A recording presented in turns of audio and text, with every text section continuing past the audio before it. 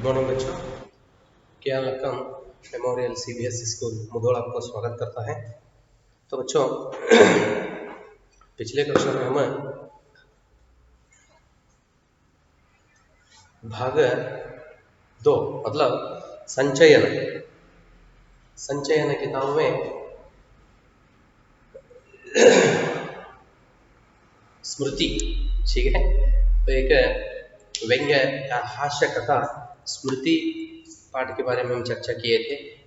और बच्चों पिछले कक्षा में पाठ के साथ साथ पाठ के पीछे क्या वो प्रश्न थे, ठीक है, उन प्रश्नों के भी हम चर्चा किए थे। तो अंत मतलब पिछले कक्षा में वह पाठ समाप्त हो गया था। तो आज इस कक्षा में बच्चों हम आपका स्पर्श, ठीक है, स्पर्श भाग 1। तो इस किताब में दोहे, ठीक है। तो नया अध्याय रहीम द्वारा लिखित दोहे अध्याय के बारे में हम तो इस कक्षा में चर्चा करेंगे बच्चों। तो दोहे मतलब आप जानते हैं, ठीक है।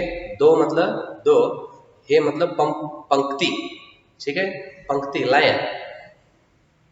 लाइन पंक्ति, ठीक है। इसका अर्थ होता है कि दो पंक्ति के पद्य, दोहे, समझ में आ रहा है ना। दो मतलब उसका अर्थ आप जानते हो, टू। हे मतलब पंक्ति, इसका अर्थ होता है कि दो पंक्ति के पद्य, उसे हम क्या कहते हैं, दोहे। बच्चों पर दोहे का अर्थ सिर्फ दो पंक्ति के होते हैं, देखने के लिए छोटे, ठीक है। दो पंक्ति के हुए तो भी उसमें क्या होता है, बहुत अर्थ भरा रहता है, समझ में रहे ना। तो हिंदी साहित्य के कवि है कबीरदास हो, तुलसीदास हो, ठीक है, रहीम। तो ऐसे अनेक कवियों ने क्या किया, अपने हाथों से दोहे के रचना किए हैं, ठीक है। दोहे देखने के लिए सिर्फ दो पंक्ति के हो तो भी उसमें क्या होता है, बहुत अर्थ भरा रहता है और नैतिक अर्थ। तो उससे या अनेक महाकवियों ने, ये सभी साहित्यकारों ने क्या करते हैं, अपने दोहे से इस समाज को या इस देश को क्या करते हैं, उन्होंने अनेक संदेश देने के लिए उन्होंने कोशिश किए हैं, ठीक है। तो ऐसे अनेक महाकवियों में रहीम के द्वारा लिखित इधर दोहे हैं। हम क्या करेंगे बच्चों, आज रहीम तो अपने दोहे से हमें क्या संदेश देना चाहता है देखेंगे। पहला हम क्या करेंगे, रहीम, ठीक है, परिचय देखेंगे बच्चों। दोहे कौन है, कवि रहीम।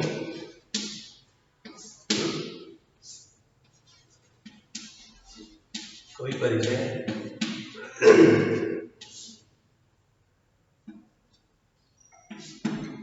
कौन है कवि रहीम, ठीक है। जन्म और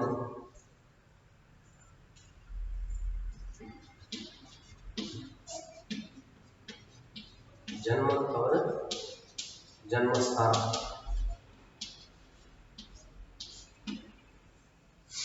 रहीम का जन्म लाहौर,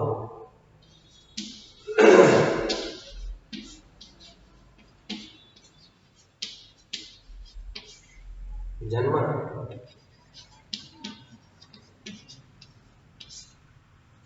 लाहौर में। लाहौर अब कहाँ है, ये पाकिस्तान में, ठीक है। अब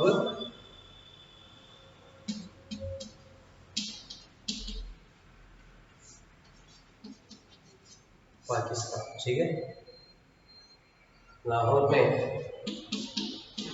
सन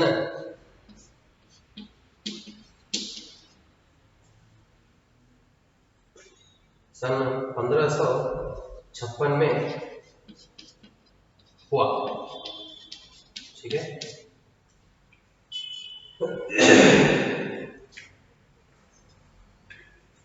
देखो बच्चों, पढ़ता हूँ परिचय।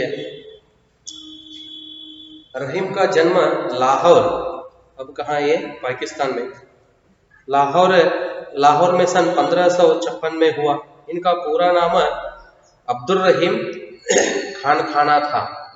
पूरा नाम क्या है, अब्दुल रहीम खान।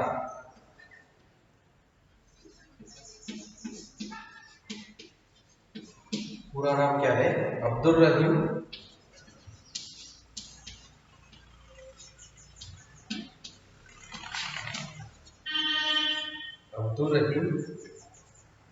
खान खान।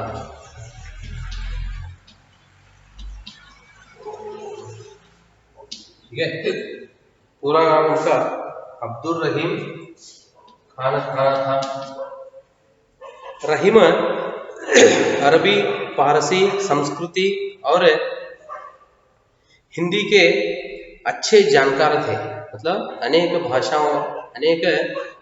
उन्होंने जानते थे, अनेक भाषाओं में उन्होंने रचना किए हैं। अरबी, फारसी, संस्कृत और हिंदी के अच्छे जानकार थे। तो इनकी नीतिपरक उक्तियों पर संस्कृत कवियों की स्पष्ट छाप परिलक्षित होती है। रहीम मध्ययुगीन दरबारी संस्कृति के प्रतिनिधि कवि माने जाते हैं। अकबर के दरबार में हिंदी कवियों में इनका महत्वपूर्ण स्थान था। रहीम अकबर के नवरत्नों में से एक थे।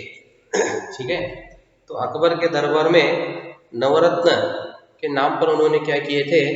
9 महान कवियों का एक समूह था। ठीक है, तो अकबर उसे नवरत्न कहते थे। ठीक है, तो ऐसे 9 कवियों में या एक 9 महाज्ञानियों में पंडितों में रहीम भी एक थे। रहीम के काव्य का मुख्य विषय श्रृंगार, नीति और भक्ति है। रहीम बहुत लोकप्रिय कवि थे, तो इनके दोहे सर्वसाधारण को आसानी से याद हो जाते हैं। बहुत सरल हिंदी में उन्होंने क्या किए हैं? दोहे की रचना की है। इनकी नीति परक दोहे ज्यादा प्रचलित है, जिनमें दैनिक जीवन के दृष्टांत देकर कवि ने उन्हें सहज, सरल और बोधगम्य बना दिया है। रहीम को अवधी और ब्रज दोनों भाषाओं पर समान अधिकार था। इन्होंने अपने काव्य में प्रभावपूर्ण भाषा का प्रयोग किया है। रहीम की प्रमुख रचनाएं, ठीक है, रचनाएं मतलब तो उनके हाथों से लिखा हो रचनाएं। ठीक है, रहीम की प्रमुख रचनाएं रहीम सतसई। ठीक है,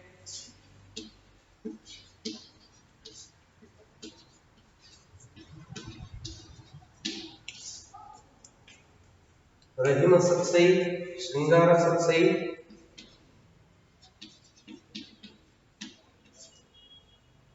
श्रृंगार सतसई,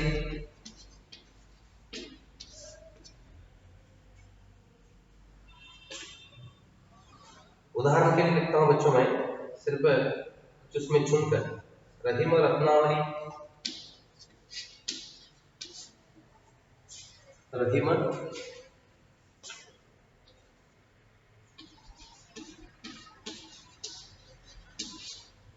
रत्नावली, बरवई,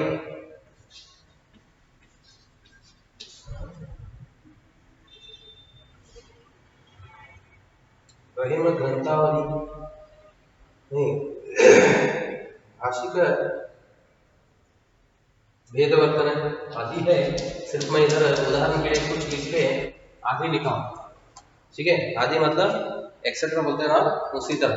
देखो बच्चों, रहीम की प्रमुख कृतियां है रहीम सतसई, श्रृंगार सतसई, मदनाष्टक, रास पंचाध्यायी, रहीम रत्नावली, बरवई, नेक्स्ट है भाषिक भेद वर्णन। ये सभी कृतियां रहीम ग्रंथावली में समाहित है। प्रस्तुत पाठ में रहीम के नीति फरक दोहे दिए गए हैं। ये दोहे जहां एक और फाटक को औरों के साथ कैसा बर्ताव करना चाहिए, ठीक है, तो इसकी शिक्षा देते हैं। तो इस दोहे में रहीम जी में क्या संदेश देना चाहते हैं? औरों के साथ मतलब दूसरों के साथ हम जिस तरह, ठीक है, बर्ताव करना चाहिए, बर्ताव मतलब व्यवहार, इसकी शिक्षा देते हैं। वही मानव मात्र को करणीय और अकरणीय आचरण की भी नसीहत देते हैं। इन्हें एक बार पढ़ लेने के बाद भूल पाना संभव नहीं है। और उन स्थितियों का सामना होते ही इनका याद आना लाजिमी है, तो जिनका इनमें चित्रण है। तो इस दोहे से कवि रहीम जी हमें क्या संदेश देना चाहते हैं? दूसरों के साथ हम जिस तरह व्यवहार करना है, बर्ताव करना है, ठीक है। तो इस तरह अनेक विषयों के बारे में उन्होंने हमें यहाँ संदेश देने के लिए कोशिश की है बच्चों। ये तो क्या है, रहीम का परिचय है, ठीक है, कवि परिचय है।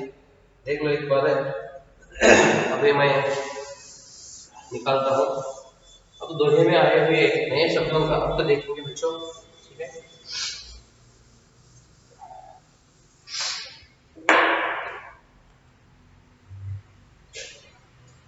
रहीम मन दागा, तो पहला देखो, पहला दोहे में जो नए शब्द है, तो पढ़ते हुए मैं इधर नए शब्दों का अर्थ लिखता हूँ बच्चों। आप भी नए शब्दों का अर्थ देखना जरूरी है, ठीक है।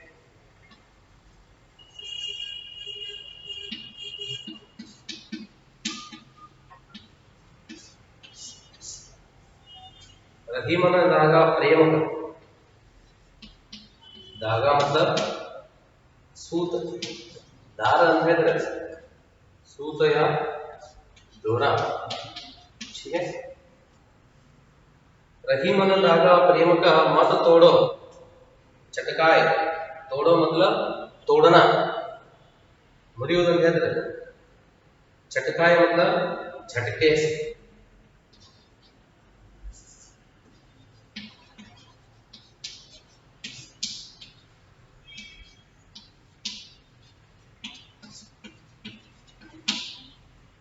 झटके से, टूटे से फिर ना मिले, टूटे मतलब टूटना, ठीक है। टूटे से फिर ना मिले, मिले गांठ परी जाए, गांठ मतलब गांठ, गंटू ಅಂತ ಹೇಳ್ತಾರಲ್ಲ, ठीक है। परी जाए मतलब पड़ जाती है।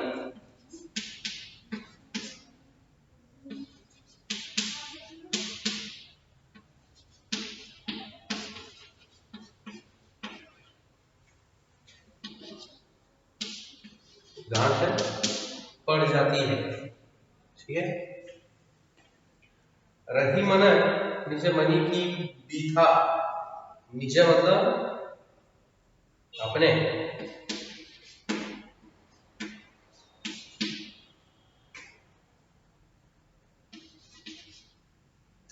निजी बोलते ना, निजी मतलब अपना,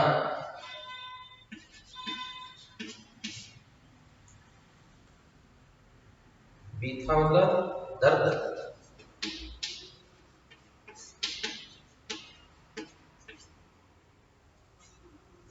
मन ही राखो होए, सुनी हटिलाई, हटिलाई हो, मजाक उड़ा।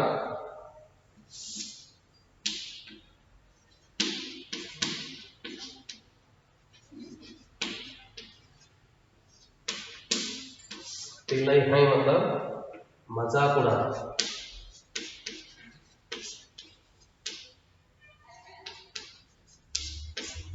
मजाक उड़ा। लोग सब भांटी न लय हैं कोई, कोई मतलब कोई, ये पहला और दूसरा, ठीक है।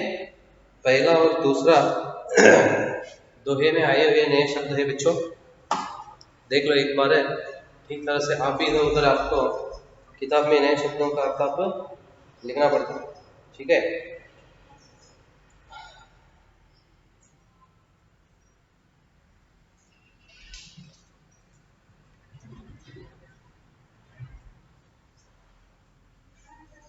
तो आपको इधर क्या करना है, दोहे का भावार्थ भी देखना जरूरी है, ठीक है। मतलब दोहे का भावार्थ देखे तो या पढ़े तो आपको क्या होते हैं, तो दोहे आपको मालूम होते हैं, ठीक है। तो अब मैं क्या करता हूँ, पहला दोहे का अर्थ इधर मैं पढ़ता हूँ बच्चों, ध्यान से देख लो, ठीक है। बाद में वो सुनते ही आप क्या करो, अगर पहला वो दोहे लिखना है, ठीक है। फर्स्ट दोहे क्या करना है, वो दो पंक्ति का क्या है, वो पहला दोहे, रही मन दागा प्रेम का मत तोड़ो चटकाय, टूटे से फिर ना मिले, मिले गांठ परी जाए। क्या पहला क्या है, रही मन दागा, ऐसा लिखो आप, रही मन दागा, डैश डैश करते हुए अंत में क्या क्यों परी जाए, इस तरह पहला दोहे यहां से यहां तक इस तरह लिखकर क्या करना है, नीचे उसका भावार्थ आप लिखना है, ठीक है। हर एक दोहे को ऐसा ही मेंशन करना है उधर, ठीक है। देखो पहला दोहे, मैं दोहे का भावार्थ पढ़ता हूं तो सुनकर आप लिखना है। रही मन दागा प्रेम का मत तोड़ो चटकाय, टूटे से फिर ना मिले, मिले गांठ फरी जाए। इस दोहे का भावार्थ देखो बच्चों, प्रेम का बंधन किसी धागे के समान होता है, जिसे कभी भी झटके से तोड़ नहीं देना चाहिए, बल्कि उसकी हिफाजत करनी चाहिए, क्योंकि जब कोई धागा एक बार टूट जाता है तो फिर उसे जोड़ा नहीं जा सकता। जोड़ने की कोशिश में उस धागे में गांठ पड़ जाती है। किसी से रिश्ता जब एक बार टूट जाता है तो फिर उस रिश्ते को दोबारा जोड़ा नहीं जा सकता। पहला दोहे का भावार्थ है बच्चों, क्या करना है आपको, ध्यान से सुनकर इसका अर्थ भी लिखना है, भावार्थ मतलब सारांश भी इधर दोहे के नीचे लिखना है, ठीक है। मैं फिर और एक बार उसका विस्तृत रूप आपको समझा था, ठीक है, इसके बारे में हम चर्चा करेंगे। आज सिर्फ दो भावार्थ आप लिख लो, कल मैं क्या करता हूँ, वो भावार्थ पहला और दूसरा भावार्थ, दोहे का भावार्थ क्या है उसके बारे में चर्चा करते हुए कल और दो दोहे हम देखेंगे। दूसरा, रही मन निज मन की बीथा, मन ही राखो गोय, सुनी अटी ले है लोग सब, बांटी न ले है खोए। दूसरा दोहे बच्चों देख लो, उसका भावार्थ क्या है।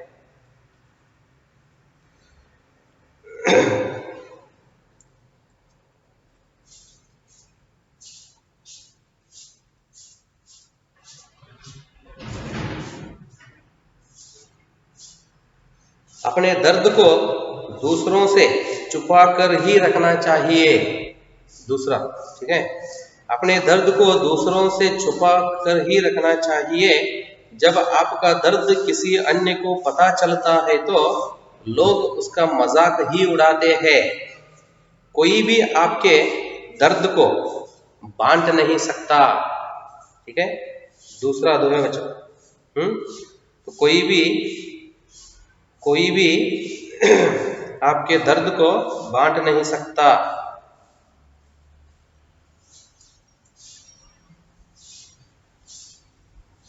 दूसरा दोहे का भावार्थ है बच्चों, तो यहाँ तक ये पहला और दूसरा दोहे का भावार्थ आप सुन लिए हैं। ध्यान से सुनकर क्या करना है, पहला और दूसरा जो भावार्थ मैं इधर पढ़ा हूँ वो आपको किताब में लिखना है। कल हम क्या करेंगे, पहला अब क्या सुने हैं आपको, पहला और दूसरा दोहे का भावार्थ है, तो उसके बारे में हम चर्चा करेंगे। चर्चा करके तो आगे और दो दोहे का भावार्थ और नए शब्द ऐसा हम चर्चा करेंगे बच्चों। आप किताब में लिखते समय ऐसा ही लिखना है, ठीक है। पहला उसका परिचय, कवि परिचय, बाद में नए शब्दों का अर्थ है।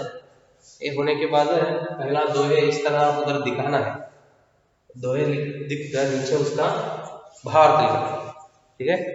ठीक है बच्चों, तो आगे का विषय क्या है हम अगले कक्षा में देखेंगे। धन्यवाद।